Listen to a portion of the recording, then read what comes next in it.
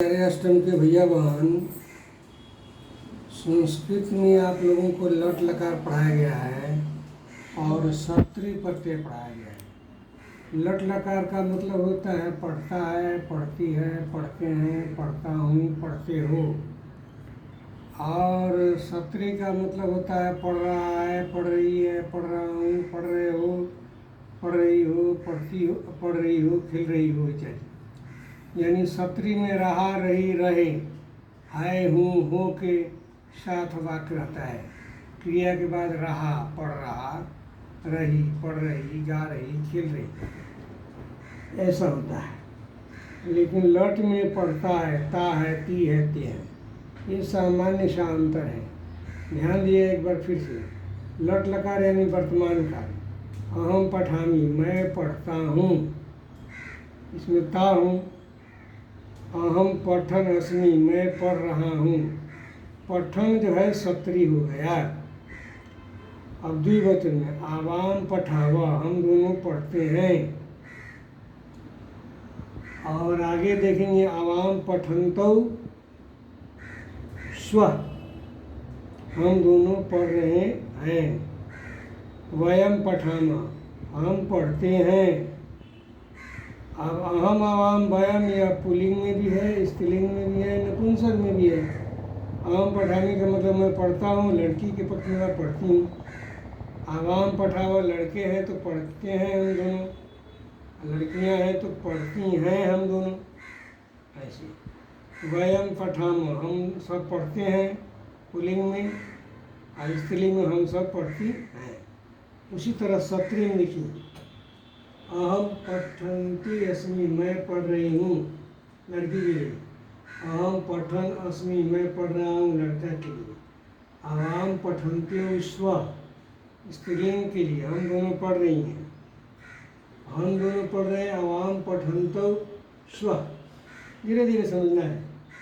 वयम पठन्त्यः समः, हम सब पढ़ रही हैं। अब इधर पुल्लिंग में वयम पठन्तः स्मः, हम लोग पढ़ रहे हैं। वही चीज मध्यम पुरुष में है। सी था, त्वम जुवाम जूयम, तुम पढ़ते हो, तुम पढ़ती हो, तुम दोनों पढ़ते हो।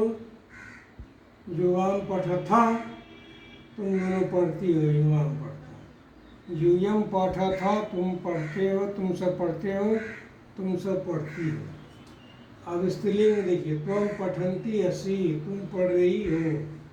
पुल्लिंग त्वम पठन असि, तुम पढ़ रहे हो। जुवाम पठन्त्यो सथा, तुम दोनों पढ़ रही हो। जुवाम पठन्तौ सथा, तुम दोनों पढ़ रहे हो। यूयम पठन्त्यः सथा, तुम सब पढ़ रही हो। आयूयम पठन्तः सथा, तुम सब पढ़ रहे हो। गौर से देखना चाहिए, सबको जरूरी है। अब आइए फर्स्ट पर्सन, सेकंड पर्सन हो गया, यानी उत्तम पुरुष हो गया, और मध्यम पुरुष तीनों वचन हो गया। अब प्रथम पुरुष यानी अन्य पुरुष यानी थर्ड पर्सन में जब चलेंगे तो ये तो बहुत बड़ा मार्केट है, सैकड़ों हजारों लाखों शब्द इसमें है। लेकिन प्रथम पुरुष स छात्र पठति, स छात्र पठन अस्ति, वह छात्र पढ़ता है, वह छात्र पढ़ रहा है। स यहाँ सर्वनाम है और छात्र संज्ञा, एक साथ लिख दिया गया है। इधर उत्तम पुरुष में सर्वनाम, मध्यम पुरुष में सर्वनाम, और प्रथम पुरुष में संज्ञा और सर्वनाम सब। ये 6 को छोड़ के अहम वयम त्वम जुवम जुयम को छोड़ करके सातवां जो होगा, संज्ञा हो चाहे सर्वनाम हो, प्रथम पुरुष में थर्ड पर्सन में आएगा।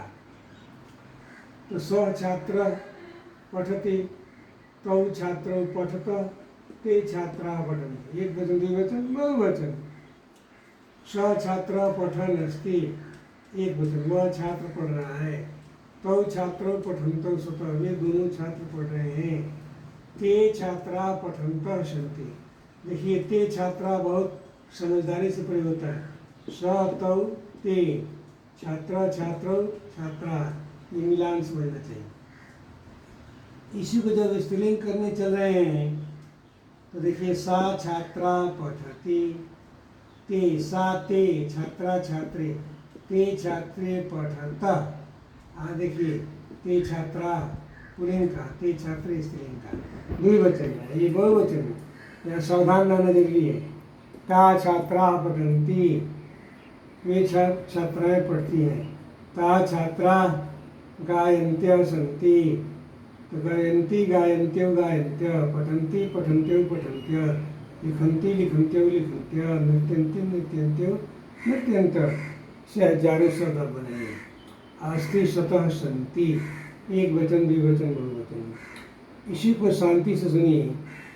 प्रेजेंट इंडेफिनिट, यानी हिंदी में ताती ते के बाद है हूँ हो होगा तो वो प्रेजेंट इंडेफिनिट कहलाएगा। इसको अंग्रेजी में अनुवाद करते हैं। उसी का हम लोगों ने संस्कृत में सीखा। नियाम सीथ थ तीत अंति। प्रेजेंट इंडेफिनिट तीनों पर्सन हो गया, यानी सामान्य वर्तमान। अब इधर है प्रेजेंट इम्परफेक्ट, यानी जिसको प्रोग्रेसिव प्रेजेंट या कंटिन्यूअस प्रेजेंट कहते हैं। तो पठन्ति पठन्ते पठन्ते स्त्रीलिंग में अलग हो गया, अब पठन पठन्तौ पठन्तः पुल्लिंग में अलग हो गया। यहाँ वही चीज़ है, पठन पठन्तौ पठन्तः, पठन पठन्तौ पठन्तः, पठन पठन्तौ पठन्तः। यहाँ थोड़ा बदला गया, गायन्ति गायन्त्यौ गायन्त्यः स्त्रीलिंग में, ताकि स्त्रीलिंग का भी बोध हो, है ना। इस तरह से हुआ।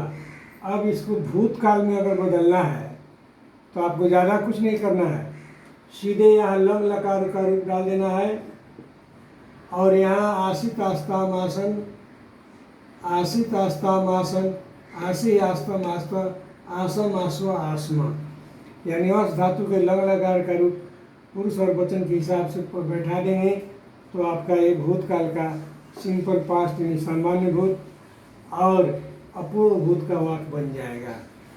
आसित आदि का अवस्था तो भूतकाल डालने का। अब आपको अनुवाद दिया जा रहा है ग्रीक अर्थ के लिए। इस अनुवाद में यही विधि लगानी है। एक छात्र, एक छात्र, एक छात्रा, एका छात्रा, एक व्यक्ति, एक नर, एक नारी, एका नारी, एका नर, एका नारी। नारी है तो गच्छन्ति, नर है तो गच्छन्। इसका द्विवचन में है, द्विवचन में इधर भी है पुल्लिंग और स्त्रीलिंग में। यहाँ दो छात्राएं, लड़की हो गई, दो छात्राएं गीत गाती हैं, गीत गा रही हैं। इसी तरह 3, 4, 5, 9, 10 करके दिया गया है और बहुवचन भी दिया गया है। इसको सावधानी से बनाएंगे अनुवाद। पूछना चाहिए आप लोग, अनुवाद पूछते नहीं हैं। परीक्षा जब नज़दीक आती है तो पूछते हैं किस किस चैप्टर से आएगा, तो उस समय मियाज हम लोग का गड़बड़ा जाता है। क्या कहें किस चैप्टर से, किसको कितना चैप्टर कहें। इसलिए पूरे सिलेबस से जितना पढ़ा रहे हैं सब में से एक एक प्रश्न बनेगा, ये पूछा जाएगा, ये ध्यान रखिएगा। बस इन्हीं शब्दों के साथ अनुवाद बनाते हुए आज का गृह कार्य करते हुए देते हुए आज की कक्षा समाप्त की जाती है। फिर कल मिलेंगे नए पाठ के साथ। धन्यवाद।